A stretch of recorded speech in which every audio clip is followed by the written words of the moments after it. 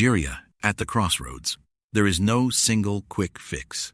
Nigeria's core problems, severe insecurity, and widespread economic hardship, are deeply interconnected, rooted in weak institutions, corruption, underinvestment in people and infrastructure, and failures of governance. Sustainable progress demands a multi-pronged, long-term approach. Immediate containment, combined with structural reform. Security and development must advance together. Part 1. Addressing insecurity, banditry, jihadist insurgency, mass kidnappings, farmer-herder conflict. Insecurity is foundational without basic safety.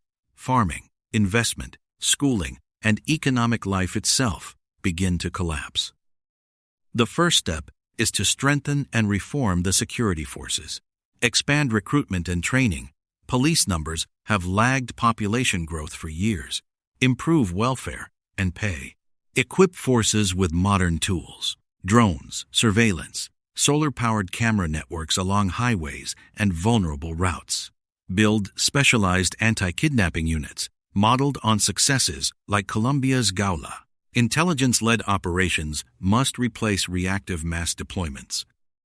Nigeria may simply be too large for a purely centralized police force. Constitutionally backed state and community policing, with strong federal oversight and safeguards against abuse, can sharpen local intelligence and response. And the root enablers must be targeted. Secure the forests and borders. Cut the flow of arms. Disrupt the ransom economies and illegal mining that finance armed groups. Speed up justice so trials are swift and impunity ends. And implement ranching plans to calm farmer-herder clashes. Prevention matters as much as force.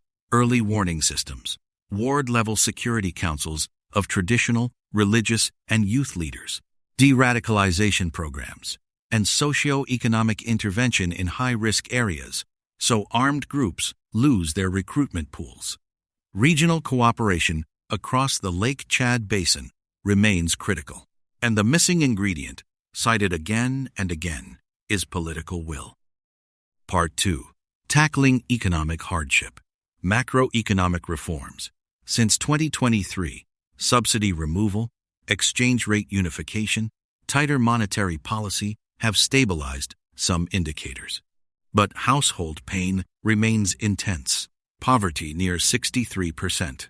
Food insecurity touching tens of millions. Purchasing power eroded. The next phase must convert stability into broad-based welfare. The highest impact lever is food. Boost production with rural roads, storage, irrigation, mechanization, and climate-smart farming. Secure the farmlands. Cut post-harvest losses. Lower food prices ease inflation where the poor feel it most. Then create productive jobs. Manufacturing, agro-processing, vocational skills linked to real employment. And above all, reliable electricity, the multiplier that unlocks everything else. Protect the poorest while reforms mature targeted cash transfers, not leaky palliatives.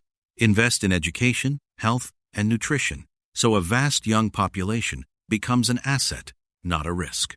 Broaden the tax base fairly. Spend transparently. And cut the corruption that diverts security funds, breaks justice, and lets a few capture the gains of the many. Accountability, judicial independence, and inclusive political consensus are non-negotiable. The bottom line: Nigeria has the population, the resources, and the entrepreneurial energy for far better outcomes. Decades of underperformance show that technical plans alone fail without political will, competent execution, and reduced predation on the state. Progress is possible. Partial stabilization and hard-won security gains prove it. But it demands sustained, coherent effort, not resets and not rhetoric. In the end, ordinary citizens will judge success by safer communities, affordable food, and real opportunity, not statistics.